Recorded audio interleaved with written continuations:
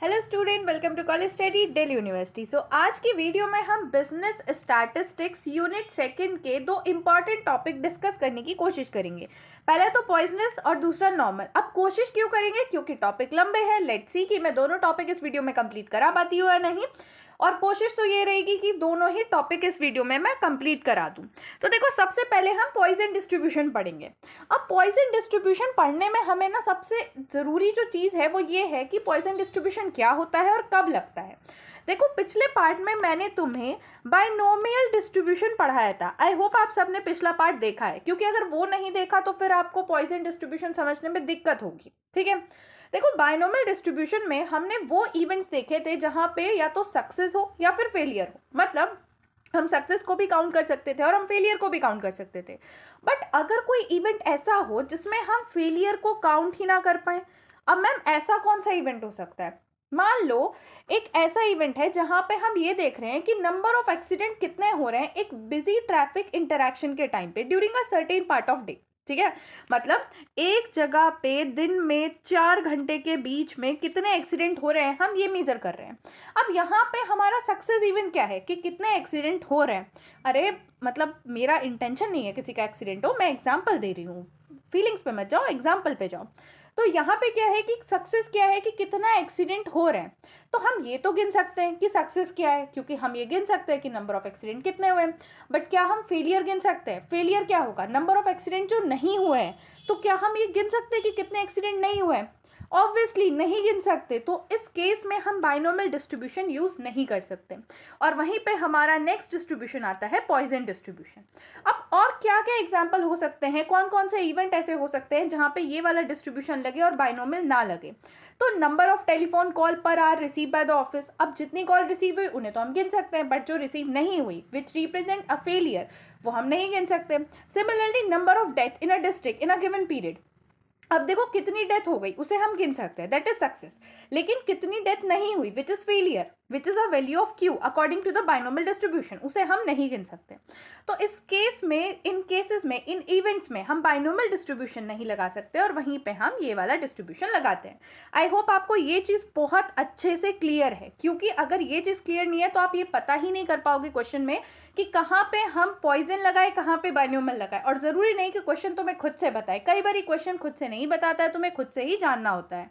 अब देखो, Poisson distribution का फॉर्मूला ना कुछ इस तरीके से दिखता है, which is probability x is equals to r is equals to e to the power minus lambda, lambda to the power r divide by r factorial. अब यहाँ पे जो x है वो नंबर ऑफ इवेंट्स को दर्शा रहा है कि कितने नंबर ऑफ इवेंट्स हुए हैं टोटल। ठीक है, लेमडा दिखा रहा है एवरेज नंबर ऑफ आउटकम को, जो कि सक्सेस को रिप्रेजेंट कर रहा है कि average number of successful outcome क्या है।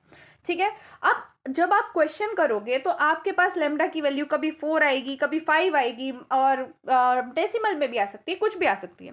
तो अब आपका मेजर क्वेश्चन यहाँ पे ये होगा कि ma'am e to the power minus 0.012, मान लो अगर ये वैल्यू आ गई तो मैं इसे कैसे कैलकुलेट करूँगा या कैसे कैलकुलेट करूँगी? देखो, बिल्कुल परेशान होने की ज़रूरत नहीं है। आपको e to the power x की टेबल लेकर जानी है और वहाँ पे आपको आराम से टेबल में से देख के वैल्यू लिख देनी है। और इवन कई बारी क्वेश्चन में खुद से ही वैल्यू दी होती है, 4-5 वैल्यू दे देंगे। करेक्ट वैल्यू आपको अपने हिसाब से, जब आपको इस लेमडा की वैल्यू पता चल जाएगी तो आपको पता चल जाएगा कि कौन सी करेक्ट वैल्यू आपको आंसर में अपनी लिखनी है, कौन सी वैल्यू यूज़ करनी है क्वेश्चन में। अभी जब मैं आप क्वेश्चन कराऊंगी आपको तो अब ये सारी चीज़ें आपको बड़े अच्छे से क्लियर हो जाएंगी। अभी बस इस फॉर्मूले को याद करने की कोशिश करो, क्योंकि बाइनोमियल डिस्ट्रीब्यूशन की तरह यहाँ पे भी सिर्फ एक ही फॉर्मूला है। देखो, आगे बढ़ने से पहले ना कुछ 3 इंपॉर्टेंट कंडीशन है पॉइजन डिस्ट्रीब्यूशन की जो आपको याद रखने की ज़रूरत है। देखो, बाइनोमियल डिस्ट्रीब्यूशन के अगर आपने पढ़ लिया है तो आपको ये तो पता चल ही गया हो, एन क्या होता है, पी क्या होता है, क्यू क्या होता है, ये तो मैं दोबारा आपको नहीं बता रही। अब देखो, पॉइजन डिस्ट्रीब्यूशन में ना कुछ इंपॉर्टेंस है। क्या? देख, यहाँ पे जो एन है, एन मतलब टोटल नंबर ऑफ आउटकम, वो बहुत ही बड़े होते हैं, बहुत सारे होते हैं, आप इन्हें काउंट ही नहीं कर सकते। दूसरा, यहाँ जो पी है that is probability of success, वो बहुत ही कम होती है, अप्रोक्स टू 0 होती है, आप ऐसा समझ लो। और यहाँ पे जो ये लेमडा है ना, इसकी वैल्यू फाइंड करने के लिए आपको क्या करना पड़ता है? एन की मल्टीप्लाई पी से करनी पड़ती है। ये चीज़ आपको बहुत ज़्यादा इंपॉर्टेंट है, ध्यान रखने वाली है। बाकी 2 कंडीशन भले ही आपको याद ना रहे, बट ये तीसरी कंडीशन तो आपको ऐसे हो जानी चाहिए अपने फिंगर टिप पे बिल्कुल। ठीक है, अब इतना क्लियर होने के बाद फटाफट क्वेश्चन करते हैं। तो ये क्वेश्चन मैंने ले लिया है, एक बार इसे पढ़ते हैं। The average number of customer who appear eight a counter for a certain bank per minute is 2. Find the probability that during a given minute no customer appear, 3 or more customer appear, और यहाँ पे हमें value दे रखी है। देखो यहाँ पे पूछा है कि एवरेज नंबर ऑफ कस्टमर जो अपीयर होते हैं काउंटर पे सर्टेन बैंक पर मिनट में, सर्टेन बैंक में पर मिनट वो 2 हैं, ठीक है। फाइंड द प्रोबेबिलिटी कि during a given minute, 1 minute के अंदर कोई कस्टमर नहीं आया, 3 या 3 से ज़्यादा कस्टमर आए। अब इस क्वेश्चन को पढ़ के हम कौन कौन सी वैल्यू हमें फाइंड करनी है ये अंदाज़ा लगा सकते हैं। देखो हमारा जो फॉर्मूला था that is x is equals to r, ठीक है। वहाँ पे हमारी वैल्यू थी कुछ इस तरीके से, है ना, फॉर्मूले में कुछ इस तरीके से हमें सारी वैल्यू रखनी थी। अब यहाँ पे सबसे इंपॉर्टेंट है लैम्डा की वैल्यू। लैम्डा की वैल्यू क्या है, मैंने आपको क्या बताया था, average number of outcome is the value of lambda. यहाँ पे एवरेज नंबर ऑफ आउटकम क्या है 2, ठीक है। तो हमारी लैम्डा की वैल्यू यहाँ हो गई 2। आर की वैल्यू निकालने के लिए तो बहुत ही सिंपल है, जब हमें पार्ट 1 में नो कस्टमर चाहिए तो आर की वैल्यू हमारी 0 हो जाएगी और उसके अकॉर्डिंगली हम आर की वैल्यू फाइंड कर लेंगे। तो अब इस क्वेश्चन को सॉल्व करते हैं। सो हमें इस तरीके से कुछ क्वेश्चन में अपना आंसर लिख कर आना है। Let the number of customer appearing at a counter in 1 minute let be x, ठीक है।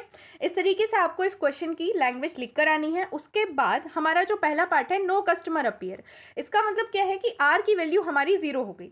अब जो हमारा फॉर्मूला था p x is equals to r is equals to e to the power minus lambda, lambda to the power r divide by r factorial.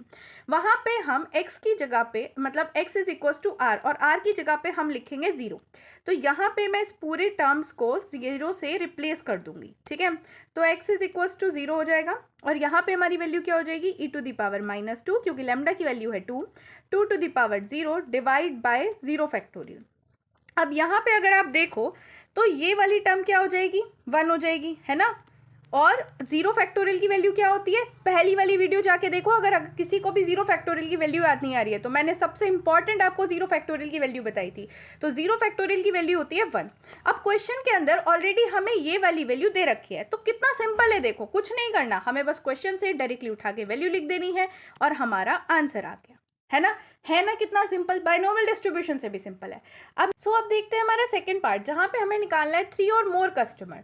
तो ये निकालने के लिए हमें क्या करना पड़ेगा, हमें 1 में से 3 एंड मतलब लेस देन 3 वाले कस्टमर को माइनस करना पड़ेगा, क्योंकि n की वैल्यू मैंने अभी आपको बताया था बहुत लार्ज है, तो हम 3 या मोर को हम नहीं एस्टिमेट कर सकते। तो हम क्या करेंगे कि हम 0, 1 और 2 वाले कस्टमर्स को, मतलब 2 वाली वैल्यू को निकाल देंगे। तो इसके लिए हमें क्या करना होगा, इसके लिए हमारा जो फॉर्मूला है वो कुछ इस तरीके से दिखेगा। हमें 1 में से माइनस करना होगा probability x is equals to 0 plus x, probability x is equals to 1 plus probability x is equals to 2। हमें ये चीज़ यहाँ पे माइनस करनी होगी ताकि हमारे पास हमारा आंसर आ जाए। अब इसके लिए करते हैं इसका सॉल्यूशन, करते हैं इसे कैलकुलेट करना। तो हम क्या लिखेंगे, 1 माइनस 1 में से हमें माइनस करनी है प्रोबेबिलिटी 0 की, 1 की और 2 की। तो यहाँ पे वैल्यू हो जाएगी e to the power minus 2 plus e to the power minus 2 into 2 divide by 1 factorial plus e to the power minus 2 into 2 to the power 2 divide by 2 factorial. और जब आप इस वैल्यू को कैलकुलेट करोगे तो आपके पास आएगा e to the power minus 2, ठीक है। इसको हम कॉमन ले लेंगे e to the power minus 2 को, और हमारे अंदर ब्रैकेट में बचेगा 1 प्लस 2 प्लस 2। तो यहाँ पे हमारे पास वैल्यू आ जाएगी 1 माइनस 0.135, जो कि फाइनल वैल्यू हमारे पास आएगी। सॉरी, इसकी मल्टीप्लाई हमें 5 से भी करनी पड़ेगी, क्योंकि ये वाली जो टर्म है ये हमारी ऐड होके 5 आ जाएगी, ठीक है। तो यहाँ पे हमारे पास जो फाइनल आंसर आएगा, फाइनल आंसर मैं आपको लिख के बता देती हूँ। तो हमारे पास जो फाइनल आंसर आएगा दैट इज 0.325। आई होप आपको ये कैलकुलेशन समझ आई होगी। देखो मैंने सिंपल कैलकुलेशन करी है, एक बार फिर से आपको बता देती हूँ इस कैलकुलेशन को।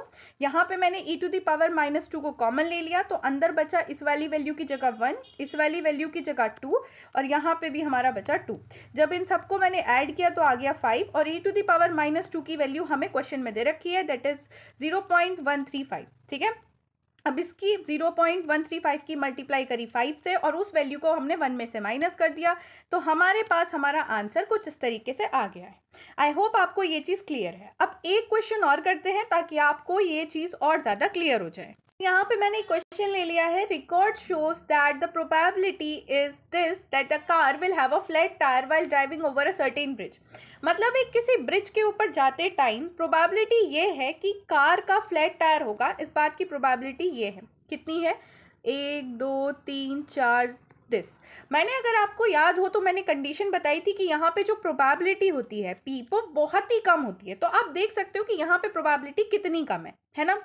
हमें बताना है पॉइसन डिस्ट्रीब्यूशन को यूज करके कि प्रोबेबिलिटी दैट अमंग 20,000 कार, कि 20,000 कार में से इस बात की प्रोबेबिलिटी क्या है कि जो कार गई है ब्रिज के ऊपर से उसमें एक से ज्यादा कार का फ्लैट टायर नहीं है। मतलब या तो जीरो हो या तो हो ही ना, है ना, या फिर एक हो, एक से ज्यादा नहीं है। अब तुम यहाँ पे देखो तो हमारे पास लेमडा की वैल्यू नहीं है। कहीं तुम्हें दिख रही है लेमडा की वैल्यू? कोई एवरेज बात हुई है?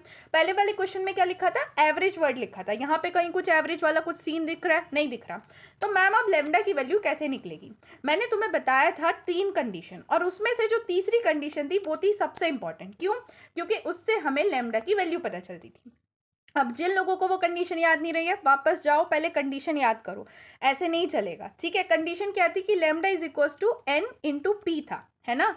अब यहाँ पे हमारी p की वैल्यू क्या है? ये है। n की वैल्यू क्या है? 20,000 है। तो क्या मैं ये कैलकुलेट कर सकती हूँ? बिल्कुल कर सकती हूँ। मैं इसकी मल्टीप्लाई कर दूंगी प्रोबेबिलिटी से और हमारे पास जो है वो लेमडा की वैल्यू आ जाएगी। तो जब आप कैलकुलेट करोगे आपके पास लेमडा की वैल्यू आएगी दैट इज 0.4। अब हमारे पास लेमडा की वैल्यू आ गई है। अब हम अपनी कैलकुलेशन शुरू कर सकते हैं, लेकिन कैलकुलेशन शुरू करने से पहले हमें थोड़ी सी लैंग्वेज लिखनी होती है। क्या लैंग्वेज लिखनी होती है? Let x be the number of car, let x be the number of car having flat tyre, कि x जो है वो रिप्रेजेंट कर रहा है कि कितनी नंबर ऑफ कार के पास फ्लैट टायर है। अब हमारा जो फॉर्मूला दिखेगा वो कुछ इस तरीके से दिखेगा। ये तो आप सबको अभी तक समझ आ गया होगा, है ना। e to the power minus lambda, lambda to the power 4 upon r factorial. ठीक है। अब हमारा जो क्वेश्चन है उसने क्या कहा कि एक से ज़्यादा नहीं होनी चाहिए, मतलब या तो ज़ीरो हो या फिर 1 हो। मतलब हमें क्या वैल्यू निकालनी है? हमें ज़ीरो की वैल्यू कैलकुलेट करनी है, मतलब r is equals to 0 and r is equals to 1 की वैल्यू हमें कैलकुलेट करनी है। तो अब हम इस फॉर्मूले में r इज इक्वल्स टू 0 और r इज इक्वल्स टू 1 की वैल्यू लिखेंगे तो हमारे पास आ जाएगा e to the power 0.4 plus e to the power 0.4 into 0.4। ठीक है, ये कैसे आया? देखो कैसे आएगा, मैं आपको और डिटेल में समझाती हूँ। तो जब आप यहाँ पे r की जगह पे 0 रखोगे तो यहाँ पे क्या हो जाएगा? किसी भी वेरिएबल की वैल्यू, किसी भी की वैल्यू अगर 0 होती है, टू द पावर 0 होती है, तो वो 1 आता है। मतलब ये वाली टर्म हमारी 1 हो जाएगी। और सिमिलरली 0 फैक्टोरियल क्या होता है? 1 होता है। तो ये हमारे पास वैल्यू क्या बचेगी? ये वाली वैल्यू बचेगी। ठीक है, जब हम इसकी जगह पे 1 रखेंगे तो हमारे पास वैल्यू क्या बचेगी? ये वाली वैल्यू बचेगी। अब आप कहोगे कि मैम आपने 1 फैक्टोरियल क्यों नहीं लिखा? क्योंकि 1 फैक्टोरियल तो 1 ही होता है ना, उस चीज़ को मैं लिखूँ या ना लिखूँ बात तो सिमिलर है। सो अब यहाँ पे मैं e टू द पावर 0.4 को कॉमन ले लेती हूँ। यहाँ पे बचेगा 1, यहाँ पे बचेगा 0.4। ठीक है, तो ये वाली जो वैल्यू है इसके आंसर हमें, इस वैल्यू का जो आंसर आएगा वो हमें क्वेश्चन में दे रखा है। तो हम डायरेक्टली यहाँ से इसकी वैल्यू डाल सकते हैं, दैट इज 0.67 मल्टीप्लाई बाय 1.4। अब आप जब कैलकुलेटर से इस कैलकुलेट करोगे तो आपके पास आंसर आएगा 0.938। आई होप आपको ये क्वेश्चन समझ आया होगा। अब चलते हैं आगे। तो देखो, जैसे कि बाइनोमियल डिस्ट्रीब्यूशन के बहुत सारे कांस्टेंट मैंने आपको बताए थे, how to calculate mean, variance, first moment, second moment. Similarly Poisson distribution के भी इसी तरीके से कुछ कांस्टेंट्स हैं, लेकिन बहुत ही सिंपल है। क्यों? क्योंकि देखो, मीन क्या है? लैम्डा। वेरिएंस क्या है? लैम्डा। फर्स्ट मोमेंट क्या है? 0। Second moment lambda. Third moment lambda. और यही सारे इंपॉर्टेंट है जो आपको याद करने हैं। तो यहाँ पे बस आपको ये याद रखना है कि first moment is equals to 0 and बाकी सारा है लैम्डा। अब हम चलते हैं आगे। जो लास्ट टॉपिक है पॉइसन डिस्ट्रीब्यूशन का, that is fitting of Poisson distribution. So देखो, जैसे कि मैंने फिटिंग ऑफ बाइनोमियल डिस्ट्रीब्यूशन में आपको बताया था कि हम एक्सपेक्टेड फ्रीक्वेंसी की कैलकुलेशन करते हैं, सिमिलरली पॉइसन डिस्ट्रीब्यूशन में भी हम एक्सपेक्टेड फ्रीक्वेंसी की कैलकुलेशन करते हैं। और जैसा कि उसके फॉर्मूले में मैंने आपको बताया था कि बस कैपिटल N लग जाता है, इसके फॉर्मूले में भी बस आपको कैपिटल N लगा देना है और कैलकुलेशन करनी है। तो चलिए क्वेश्चन पे चलते हैं। यहाँ पे मैंने एक क्वेश्चन ले लिया है जहाँ पे आपको कैलकुलेट करना है 100 car radios are expected as they come off the production line and number of defect per set are recorded.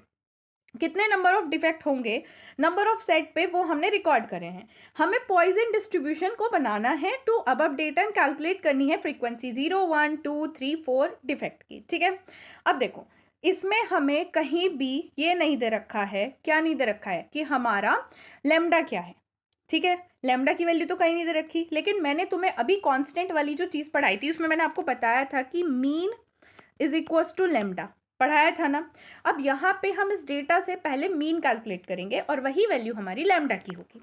तो मीन कैलकुलेट करने के लिए हमें एफ एक्स निकालना पड़ेगा. मैंने एक्स और एफ यहाँ पे लिख दिया है. अब हम इनकी मल्टीप्लाई करके एफ एक्स निकालेंगे. जब आप ये मल्टीप्लाई करोगे आपके पास आएगा 0, यहाँ पे आएगा 18, यहाँ पे 4 3 एंड यहाँ पे 0 आ जाएगा. अब जब आप एफ एक्स का सम करेंगे तो आपके पास आएगा 25. ठीक है, और मीन निकालने के लिए हमें क्या करना होगा, मीन क्या होता है, mean is equals to summation f x upon summation f. तो यहाँ पे हमारा 25 आ रहा है और जब आप फ्रीक्वेंसी का सम करेंगे तो वो आपका 100 आएगा. तो हमारे पास mean which is equals to lambda आ जाएगा 0.25. अब हमें ना सबसे इंपॉर्टेंट यही वैल्यू चाहिए होती है पॉइजन डिस्ट्रीब्यूशन में. ये बात तो आपको अब तक समझ आ गई होगी. ठीक है, तो वो हमें मिल गई है. अब हमें बस टेबल बनानी है जैसे हमने बायनॉर्मल डिस्ट्रीब्यूशन में बनाई थी. सो यहाँ पे मैंने टेबल बना ली है. सिमिलरली जैसे आपने binormal distribution fitting of binormal distribution में बनाई थी बिल्कुल वैसे ही बनानी है. अब यहाँ पे हमारी जो पहली वैल्यू है एक्स की वो है 0. तो अब हमें क्या करना है, ये निकालने के लिए जो फॉर्मूला है हमारा पॉइजन डिस्ट्रीब्यूशन का उसमें x इज इक्वल्स टू 0 रखना है. ठीक है, मतलब r की जगह पे हमें 0 रखना है.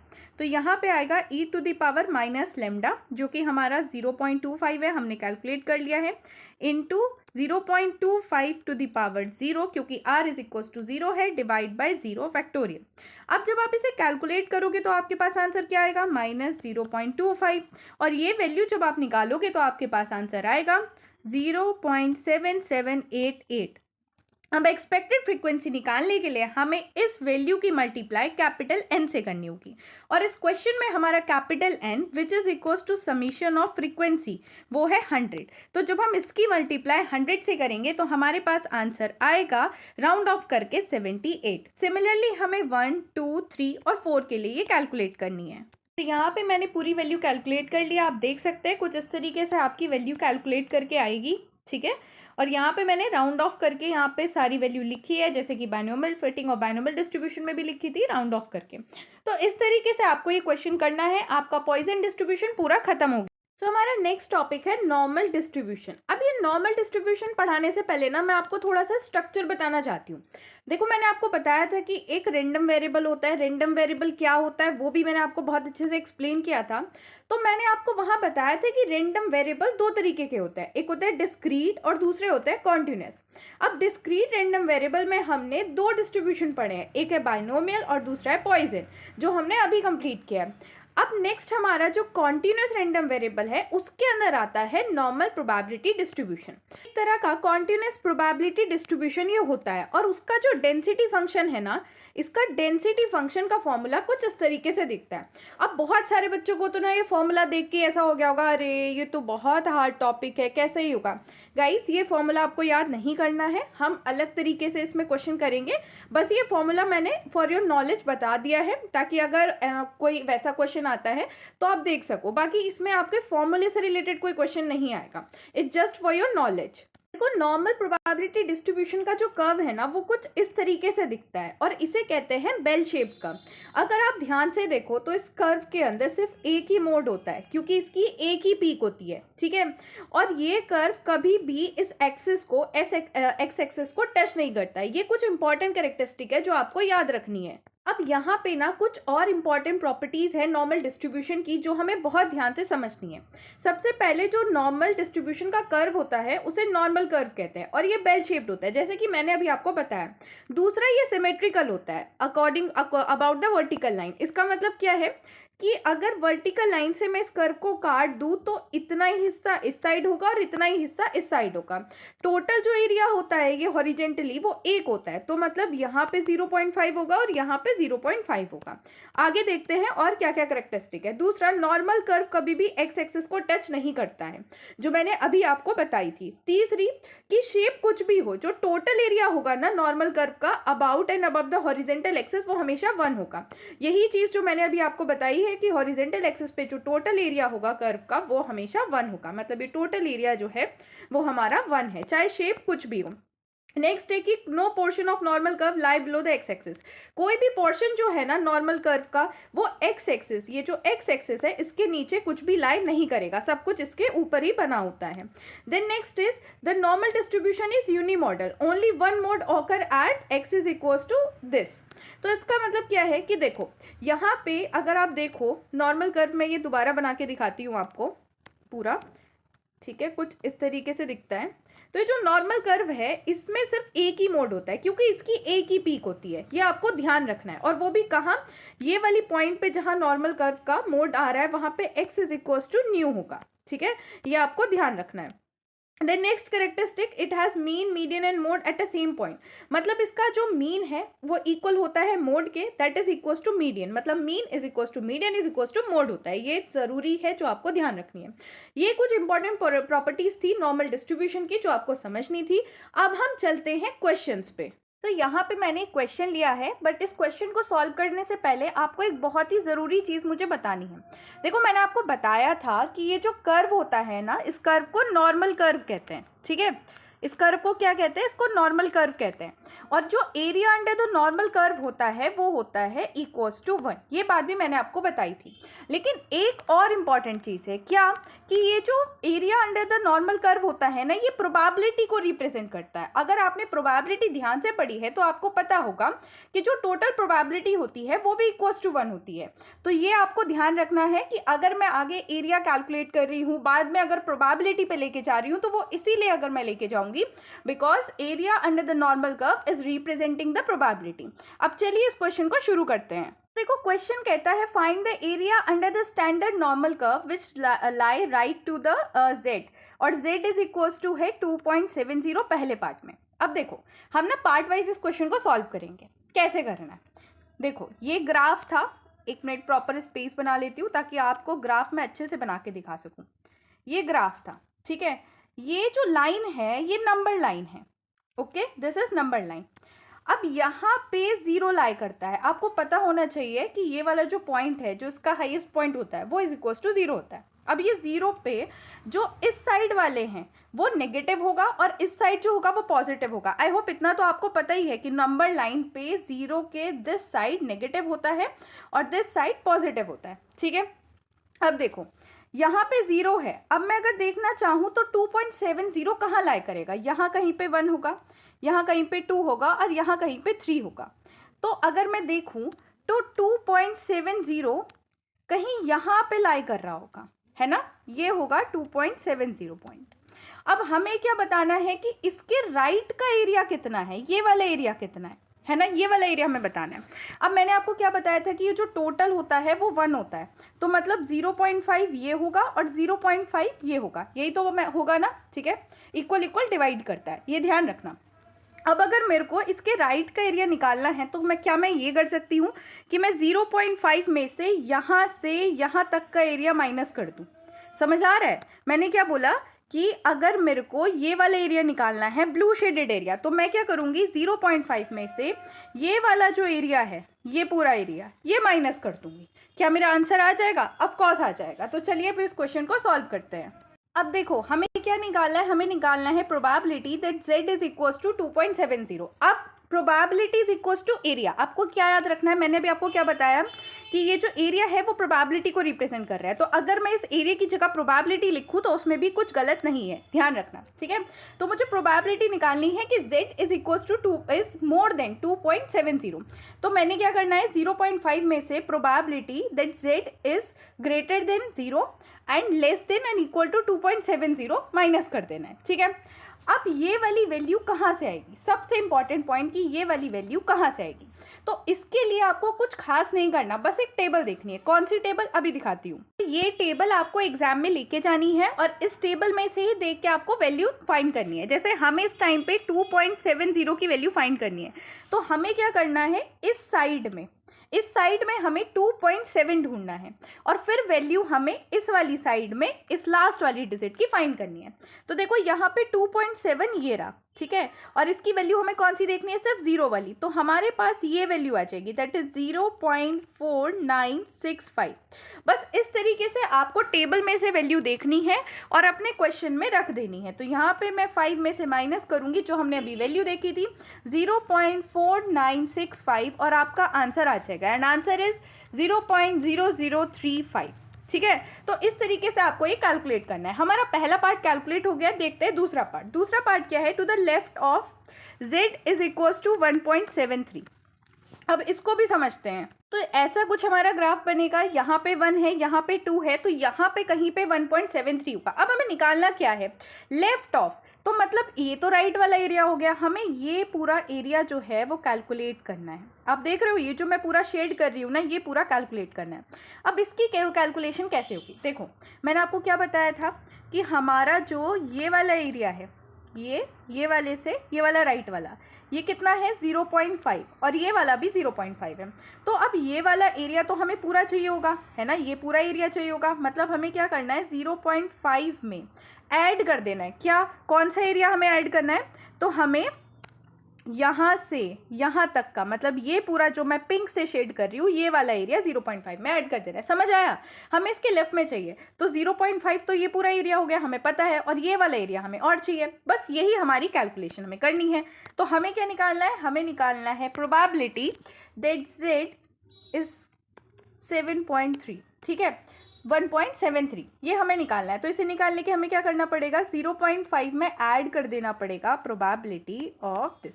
ये जो इस तरीके से मैं लिख रही हूँ ना, आपको भी इसी तरीके से लिख के आना है, ध्यान रखना, वरना सिंपल डायरेक्ट लिख कर आ जाओगे तो हो सकता है नंबर ना मिले। अब 0.5 तो हमारे पास ऐसे ही आ गया। अब ये वाली वैल्यू हम कैसे फाइंड करेंगे, टेबल से फाइंड करेंगे। तो सिंपली चलते हैं टेबल पे, और हमें इस बार वैल्यू चाहिए 1.73 की, तो हम इस वाली साइड 1.7 फाइंड करेंगे। 1.7 इज दिस, और इसमें हमें 3 तक चलना है, तो this is 0, this is 1, 2 and 3। तो हमारे पास जो वैल्यू आ जाएगी दैट इज 0.4582। अब ये सिंपल वैल्यू हम अपने सॉल्यूशन में पुट कर देंगे, दैट इज 0.4582, और हमारे पास आंसर आ जाएगा 0.9582। देख सकते हो आप कितने आसानी से क्वेश्चन सॉल्व हो रहे हैं, सिंपल लॉजिक है, कुछ ऐसा नहीं है, कुछ एक्सट्रीम नहीं है, बस आपको ग्राफ समझ आना चाहिए, एकदम आप कर लोगे। नेक्स्ट है to the right of z is equals to -0.66। अब इसका भी ग्राफ बनाते हैं। इसका ग्राफ कुछ इस तरीके से दिखेगा, आप देख सकते हो, क्योंकि ये माइनस की वैल्यू है तो मैंने इसे लेफ्ट साइड में प्लॉट किया। यहाँ पे -1 है तो -0.66 कुछ यहाँ पे लाई करेगा। अब हमें निकालना क्या है, इसके राइट में, मतलब हमें ये वाला पूरा पोर्शन कैलकुलेट करना है। ये जो पूरा मैं शेड कर रही हूँ ना, ये पूरा हमें कैलकुलेट करना है। अब ना बड़ा सिंपल सी टेक्निक है, क्या हमें पता है कि ये 0 से यहाँ तक का एरिया कितना है, 0.5 है ना, और यहाँ तक का एरिया भी कितना है, 0.5।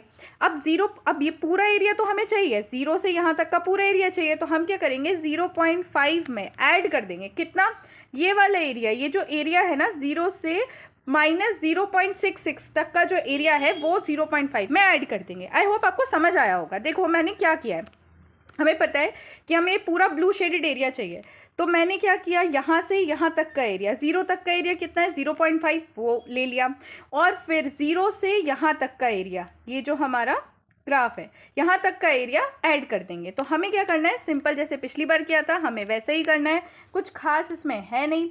तो हमें प्रोबेबिलिटी निकालनी है that z is greater then -0.055, 0.66, ठीक है, 0.5 में हम ऐड कर देंगे प्रोबेबिलिटी 66 इज 0, ठीक है।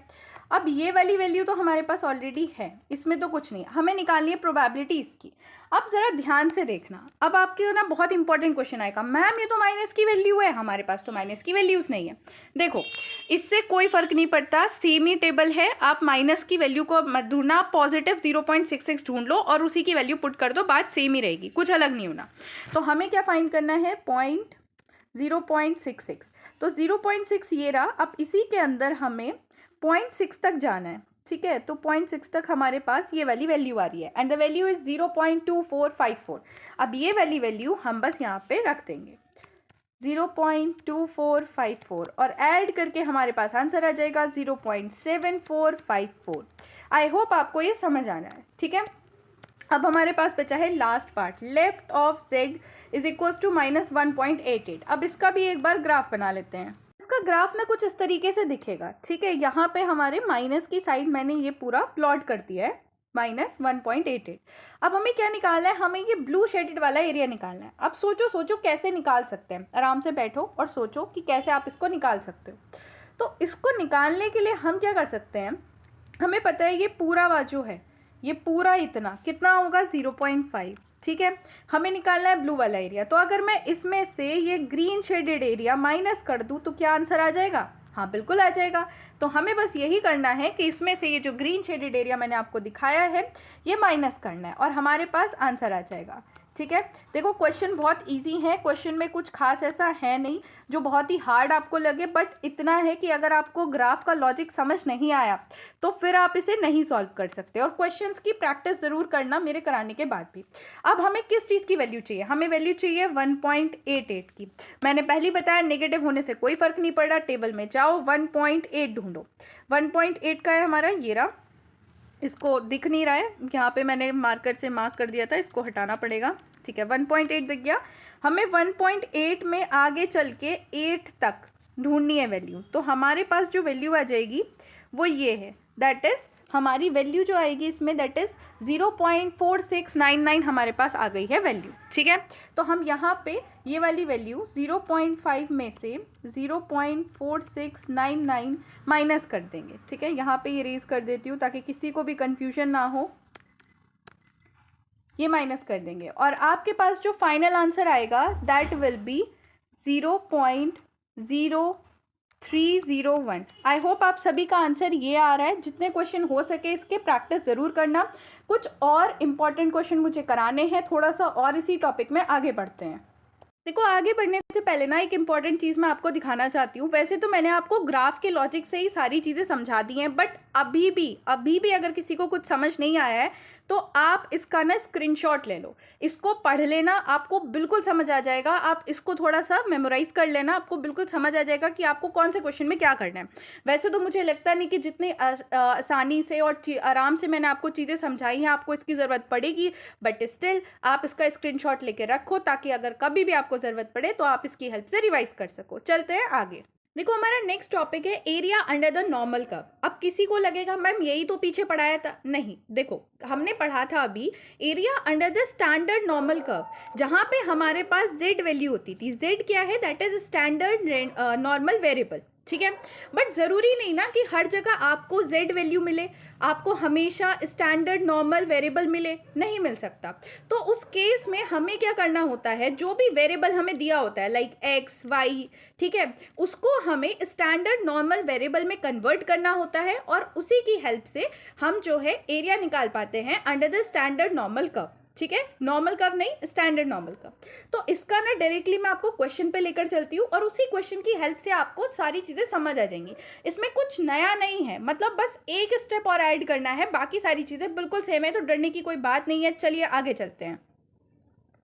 अब देखो यहाँ पे मैंने क्वेश्चन लिया है, if x is normally distributed and this is mean and standard deviation, find each of the probability. अब देखो यहाँ पे हमारे पास z नहीं है, z क्या था हमारा स्टैंडर्ड नॉर्मल वेरिएबल, यहाँ पे हमें x दे रखा है। अब आप देख सकते हो कि ये वैल्यू कितनी बड़ी है x की, ठीक है, 15, 25, 22। अगर टेबल में आपको दिखाऊं तो क्या आपको टेबल में कहीं भी इतनी बड़ी वैल्यू दिखाई दे रही है, नहीं दे रही है।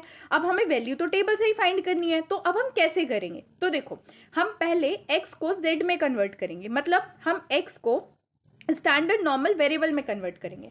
अब वो कन्वर्जन कैसे होता है, तो देखो उस कन्वर्जन के लिए हमें एक फॉर्मूला लगाना होता है, that is x minus mean divide by standard deviation. तो हम भले ये फॉर्मूला बहुत इजी है लेकिन ये बहुत इंपॉर्टेंट है, क्योंकि अगर आपको ये नहीं पता होगा तो आप क्वेश्चन नहीं कर पाओगे। तो अब हमें क्या करना है, z निकालना है। तो हमें क्या करना है, यहाँ पे 15 में से माइनस करना है 20, ठीक है, और डिवाइड कर देना है 4 से। यहाँ पे 4 है ये, ठीक है, क्योंकि हम पहला पार्ट अभी सॉल्व कर रहे हैं पहले पार्ट पे। अगर आप दूसरा करोगे तो फिर आपको दूसरे पार्ट के हिसाब से वैल्यू रखनी पड़ेगी। तो जब आप इसे कैलकुलेट करोगे तो आपके पास जो वैल्यू आएगी दैट इज -1.25। अब ये वैल्यू z की है, ठीक है। अब तो बिल्कुल वैसे ही सारे स्टेप आपको करने हैं जैसे आपने पिछले क्वेश्चन में किए थे, बस एक यही स्टेप इसमें एडिशनल है।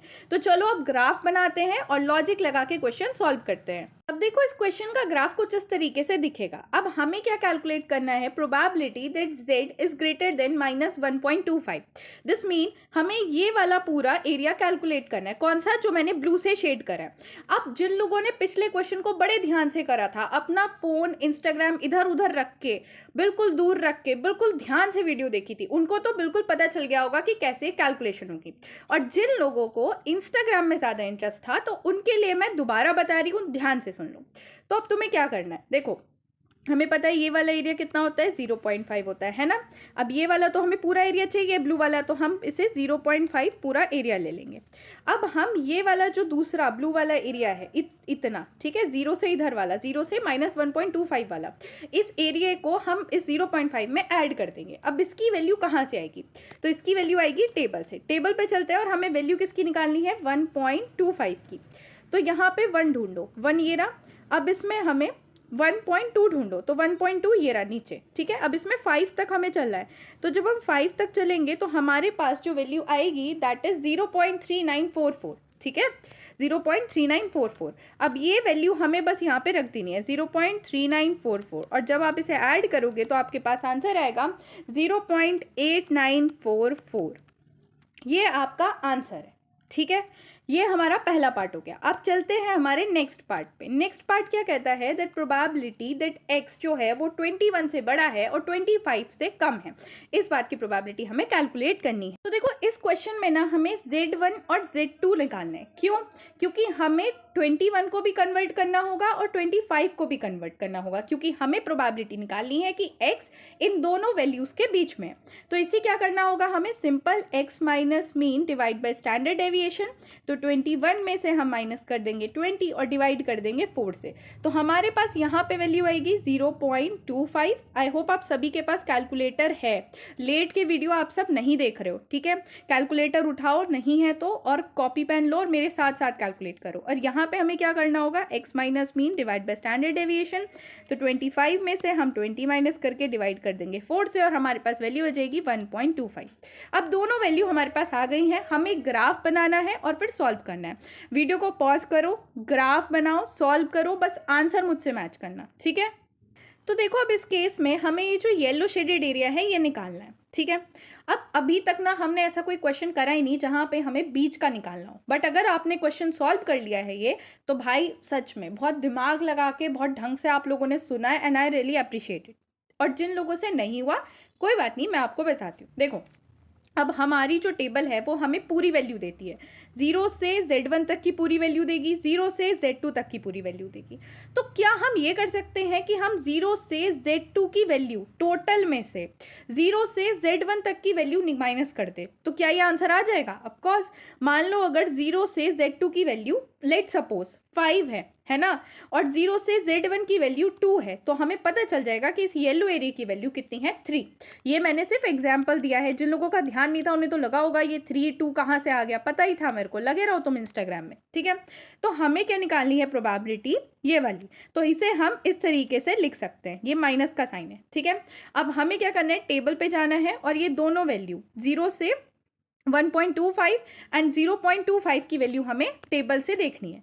तो जब हम टेबल पे आएंगे तो आप इस टेबल में से अगर ध्यान से देखो तो आपकी जो वैल्यू है 0 से 1.25 की वैल्यू दैट इज 0.3944 और 0.25 की वैल्यू इज 0.0987, ठीक है। ये वैल्यूज़ हैं। अब ये वैल्यूज़ हम डाल देंगे क्वेश्चन में और हमारे पास आ जाएगा आंसर। तो हमें क्या करना है, 0.3944 में से माइनस कर देना है 0.0987। तो हमारे पास जो आंसर आएगा दैट इज 0.2957, ठीक है। अब इतना कराने के बाद एक ये लास्ट पार्ट बचा है और ये पार्ट बिल्कुल सेम वैसा ही है जैसा मैंने आपको अभी पिछला पार्ट कराया। तो ये पार्ट आप खुद से करोगे और कमेंट सेक्शन में आंसर लिखना, जिसका आंसर करेक्ट होगा मैं उसको पिन कर दूंगी। तो एक क्वेश्चन और यहाँ सॉल्व करते हैं। देखो सारे ही क्वेश्चन सेम ही तरीके से सॉल्व होने हैं, बट मैं चाहती हूँ कि जितने भी टाइप के कैटेगरी के क्वेश्चन हैं या टाइप के क्वेश्चन दे रखे हैं बुक में, क्वेश्चन पेपर्स में, वो सारे मैं आपको करा दूँ, ताकि कोई भी क्वेश्चन ऐसा ना हो जो आप कहो कि यार मैम ने तो नहीं कराया था, हमसे तो टैकल नहीं हो रहा है। तो देखो अभी तक हमने जो क्वेश्चन किए थे उसमें इतनी लैंग्वेज नहीं थी, अब ये लैंग्वेज वाला क्वेश्चन है। क्वेश्चन है project yield an average cash flow of rupees 550 lakh and standard deviation of cash flow is 110। ठीक है, तो अगर तुमने ध्यान से लैंग्वेज पढ़ी होगी तो ये जो एवरेज है वो मीन को रिप्रेजेंट कर रहा है। मतलब हमें यहाँ पे मीन दे रखा है 550 और हमें स्टैंडर्ड डेविएशन दे रखा है 110। ठीक है, हमें कैलकुलेट करना है probability assuming a normal distribution कि कैश फ्लो मोर देन होगा 65 लाख से, कैश फ्लो लेस देन होगा 45 लाख से, या फिर बिटवीन होगा दिस एंड दिस। ठीक है, तो अब इस केस में हमें क्या करना है, पहले हमें इस केस में थोड़ी सी लैंग्वेज लिखनी है, क्योंकि पिछले क्वेश्चंस में लैंग्वेज की जरूरत नहीं थी, बट यहाँ पे लैंग्वेज का क्वेश्चन है तो हमें थोड़ी सी लैंग्वेज लिखनी पड़ेगी। आपको भी एग्जाम में लैंग्वेज लिखकर आनी है। सो देखो लैंग्वेज आपको ये लिखनी है, let x be the random variable denoting the cash flow, कि एक्स क्या एक रैंडम वेरिएबल है जो कैश फ्लो को डिनोट करते हैं। उसके बाद आपको ये चीज भी लिखनी है, क्योंकि आप मीन को इस सिंबल से रिप्रेजेंट कर रहे हो और स्टैंडर्ड डेविएशन को इस सिंबल से, ये बात आपको बता के आनी है। उसके बाद हमें क्या करना है, फर्स्ट पार्ट शुरू करते हैं। तो फर्स्ट पार्ट में आपको पहले क्या लिखना है कि आप कन्वर्ट कर रहे हो x को z में, और z क्या है ये भी आपको क्वेश्चन में डिफाइन करके आना है कि z क्या है, स्टैंडर्ड नॉर्मल वेरिएबल, और x क्या था, it is a random variable. ठीक है, फॉर्मूला ये है हमारा, फटाफट z की ये वैल्यू डाल देते हैं और हमारे पास आंसर आ जाएगा। तो x क्या है पहले पार्ट में 675, ठीक है, उसमें से हमें माइनस करना है मीन दैट इज 550, डिवाइड कर देना है स्टैंडर्ड डेविएशन से, और हमारे पास जो आंसर आएगा दैट इज 1.14। अब इसके बाद का काम सिंपल वही है जो हमने अभी तक करा है, कुछ नया नहीं है। तो वही वीडियो पॉज करो, क्वेश्चन सॉल्व करो, आंसर मैच करो। तो देखो हमें क्या निकालना है, probability that x is greater then 675। ठीक है, या फिर ये कहो कि probability that z is greater then 1.14। इसका ग्राफ कुछ इस तरीके से दिखेगा और हमें ब्लू वाले पार्ट की वैल्यू कैलकुलेट करनी है। तो हमें क्या करना होगा, सिंपल 0.5 में से यहाँ तक की वैल्यू माइनस कर देंगे, और यहाँ से यहाँ तक की वैल्यू क्या है, 1.14 की वैल्यू जो हम निकालेंगे। ठीक है, ये वाली वैल्यू नहीं है, 1.14 की वैल्यू अभी हम टेबल से देख के निकालेंगे। ठीक है, तो टेबल पे चलते हैं और 1.14 की वैल्यू देखते हैं। देखो ये है 1.1, अब इसमें 4 तक जाएंगे और हमारे पास वैल्यू आ जाएगी दैट इज 0.3729। आई होप आप सभी की भी वैल्यू यही आ रही है। ठीक है, टेबल में से हम 1.14 की वैल्यू देखेंगे। देखो 1.1 यहाँ पे है। ठीक है, अब इसमें हम 4 तक हमें चलना है, तो ये आगे जब आप 4 तक चलोगे तो आपके पास वैल्यू आ जाएगी, ये वैल्यू यहाँ पे आ रही है दैट इज 0.3729। आई होप आप सबको ये वैल्यू दिख रही है, दैट इज 0.3729। अब ये वैल्यू हम अपने क्वेश्चन में यहाँ पे लिख देंगे, यहाँ पे दैट इज 0.393729। तो जब आप आंसर कैलकुलेट करोगे तो आपके पास आएगा 0.1271, और यही है हमारा आंसर। अब देखो इसका एक पार्ट मैंने आपको करा दिया है, लैंग्वेज मैंने आपको बता दी है, तो आपको अब पता चल गया है कि किस तरीके से करना है। इसके बाकी के 2 पार्ट सॉल्व करके कमेंट सेक्शन में आंसर बताना, जिसका सही होगा मैं पिन कर दूंगी, और टेलीग्राम चैनल पे भी मैं इसका सॉल्यूशन डाल दूंगी। सो हम एक क्वेश्चन और करते हैं। ये क्वेश्चन में कुछ और चीज़ें मैं आपको बताना चाहती हूँ, क्योंकि इस तरीके के भी क्वेश्चन आपके एग्जाम में आ सकते हैं। तो देखो क्वेश्चन है, the monthly income distribution of worker in a certain factory was found to be a normal with mean यहाँ पे हमें दिया हुआ है 500 and standard deviation equals to 50, और स्टैंडर्ड डेविएशन हमें दे रखा है यहाँ पे 50। There were 2 to 8 people getting income above 600 per month. How many workers are there in all? Extract the area under the standard normal curve is a given following. देखो अब यहाँ पे ना हमसे ये प्रोबेबिलिटी नहीं पूछी है, एरिया अंडर द कर्व नहीं पूछा है, हमसे यहाँ क्या पूछा है कि नंबर ऑफ वर्कर बताओ, नंबर ऑफ वर्कर टोटल कितने होंगे, ये हमसे पूछा गया है। अब देखो इसकी स्टार्टिंग तो हम वैसे ही करेंगे जैसे अब तक हम सारे क्वेश्चन करते आ रहे हैं, लेकिन एंड में हमें कुछ और चीज़ें करनी होंगी। तो चलिए इस क्वेश्चन को शुरू करते हैं। तो देखो यहाँ पे मैंने लैंग्वेज लिख ली है, let x be the random variable denoting a monthly salary, mean और स्टैंडर्ड डेविएशन भी यहाँ पे मैंने मेंशन कर दिया है। अब हमें क्या करना है कि ये जो हमारा ये हमारा वेरिएबल है, इसको हमें स्टैंडर्ड नॉर्मल वेरिएबल जेड में कन्वर्ट करना है। तो वो कैसे करते थे, simple Z is equals to X minus mean divide by standard deviation. अब यहाँ पे हमारा x क्या है, देखो x ना इस क्वेश्चन में है 600, क्योंकि मंथली सैलरी की जो बात हुई है दैट इज 600। तो अब हम इससे अपनी z की वैल्यू कैलकुलेट करेंगे। आपकी z की वैल्यू जो है वो 2 आ रही होगी। आई होप आप सभी ने यहाँ तक कर लिया है क्वेश्चन। अब देखो हमें यहाँ पे ना प्रोबेबिलिटी निकालनी है that x is greater than 600, क्योंकि यहाँ पे कहा गया है कि 2 to 8 पीपल ऐसे हैं जिनकी इनकम 600 से ज़्यादा है पर मंथ। अब हमें टोटल निकालने के लिए पहले ये देखना पड़ेगा कि कितने लोगों की इनकम जो है वो 2 to 8 से ज़्यादा है। अब इस क्वेश्चन में ना हमें प्रोबेबिलिटी कैलकुलेट करनी पड़ेगी that x is greater than 600, क्योंकि इस क्वेश्चन में टोटल नंबर ऑफ वर्कर निकालने का सिर्फ यही एक तरीका दे रखा है, क्योंकि यहाँ पे मेंशन है कि 600 से ज़्यादा जो मंथली सैलरी है वो वर्कर जो है वो 2 to 8 है। तो इसी की हेल्प से हम टोटल वर्कर कैलकुलेट करेंगे। तो हमें यह निकालना है probability that x is greater than 600, ठीक है, या फिर ये कहो कि probability that z is greater then 2। अब इसको कैसे निकालेंगे, ये तो सॉल्यूशन तुम्हें बहुत अच्छे से आता है।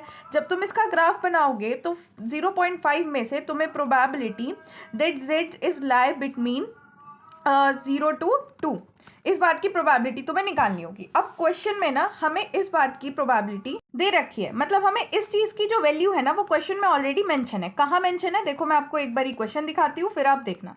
यहाँ पे ये जो दे रखा है ना एरिया अंडर द 2, वो हमें ऑलरेडी दे रखा है। तो हमें बस यहीं से वैल्यू उठा के इसमें पुट कर देनी है और हमारे पास जो है वो इस वाली कैलकुलेशन का आंसर आ जाएगा। फाइनल आंसर नहीं आएगा, सिर्फ इस वाली कैलकुलेशन का आंसर आएगा।